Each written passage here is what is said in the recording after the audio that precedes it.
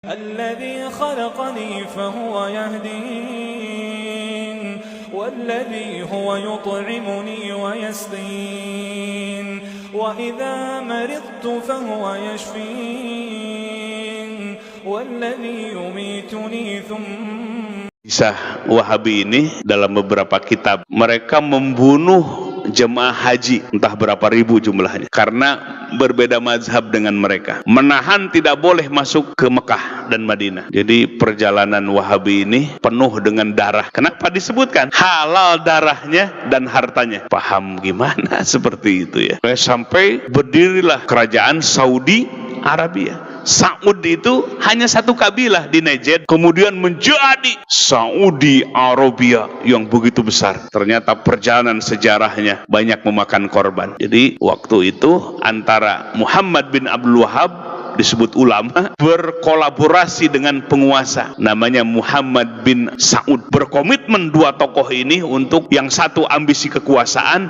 yang satu ambisi paham. Jadi antara kekuasaan dan paham menyatu dalam dua diri. Yang satu ingin menguasai Hijaz, Mekah dan Madinah dan seluruh Arab. Yang satu pemahamannya ingin menyebar karena dianggap yang benar, yang lain salah semua. Itu perjalanannya 200 tahun yang lalu sampai hari ini. Ini bukan menyebar fitnah dan kebencian, tapi kita harus tahu sejarah, bahkan pahamnya. Jangan kata orang.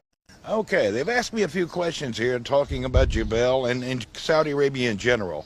And one of the questions I've been asked is, how do I find life in Saudi Arabia? Well, you know, I've been in Saudi Arabia many years, and I've stayed a long time because I like the quality of life in Saudi Arabia. You know, it's pretty nice to live in an environment where there's no crime, no gangs. Okay, yeah, it's pretty nice living in a community where you don't have any homeless, you don't have any crime, and it's a well-managed society. So it's hard. How can you not like living in Saudi Arabia?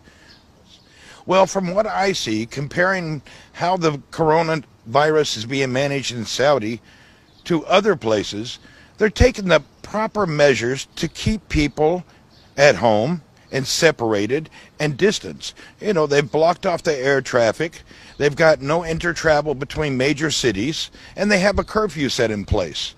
And that comparison to what I've seen in other countries, like in the U.S., where they let the people go on a spring break and 1 million people go to the beach and then back in society where they've had a major outbreak. But here they're managing the country carefully and listening and doing what they're supposed to do. So it's very comfortable to be in Saudi Arabia during the coronavirus. I would better be here where I feel much safer, of course. You know, it's hard to beat life in Saudi Arabia. You have no crime, no homelessness, great medical care, good communities, and still great people.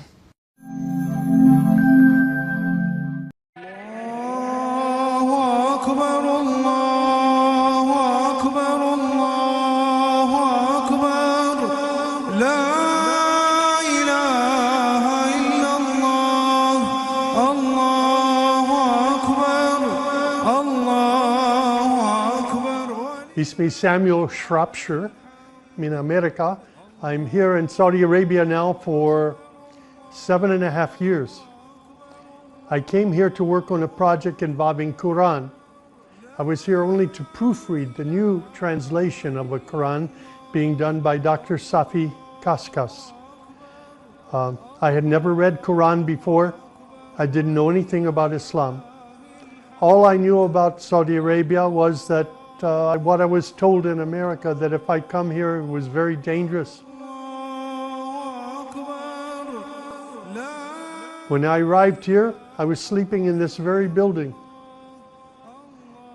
And I was afraid to walk out on the street. Dr. Safi Kaskas, he was my sponsor. I went to Dr. Safi and I said, I need to go to the supermarket. I would like to buy some food to eat. I said, how can I go there? And he took me to the window of his office and he pointed down the street and he said, you can find food there. And then I said, well, can your driver take me? He said, no, my driver is off today. So I began to walk. I would walk around the neighborhood here and people would come out of their homes. They would greet me and they would say, where are you from? And I'd say, my name is Samuel, I'm from the United States. And they would hug me.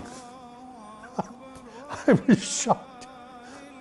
I was shocked. This is not what I expected.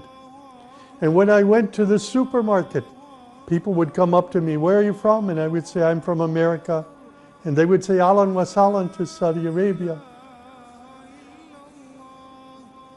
They would invite me to their home for dinner, for chai, for tea, for coffee. I got to know many people here. Every night I was reading this new English translation of the Quran. My responsibility in the project was not to translate, I didn't know Arabic. My responsibility was only to proofread the English, to make sure the English was correct.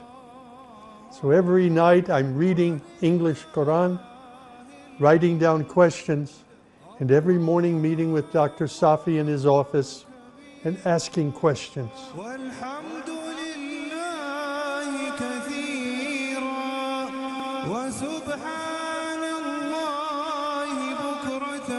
I'm very happy to describe for you my first experience of Hajj. I came here in December 2011.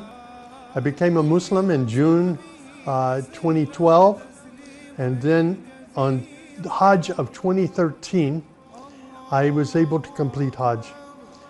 Some friends from Masjid Taqwa here in Jeddah asked me if I wanted to do Hajj.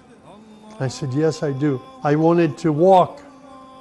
So I walked on the beginning of Hajj. We met in Mecca. We did, we went inside the holy mosque, the Kaaba. I saw the Kaaba doing tawaf, and then after that we walked to Mina Wadi, and from Mina Wadi to Masrila, from there to the mountaintop of Arafat, and there we prayed.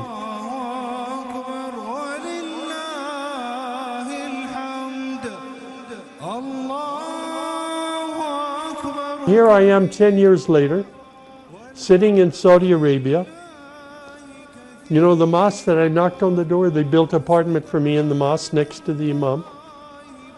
Shafiq, the one who opened the door and hugged me and said, Ahlan wa sahlan, he lives upstairs, above me, with his family. If you had told me 10 years ago when I was running for mayor, no, you're not going to be mayor. You're going to be a Muslim. You're going to be living in a mosque in Saudi Arabia. I want to say that Hajj was a great blessing in my life. It was like a spiritual cleansing. It was like forgiveness for all the sins that I had committed in this lifetime.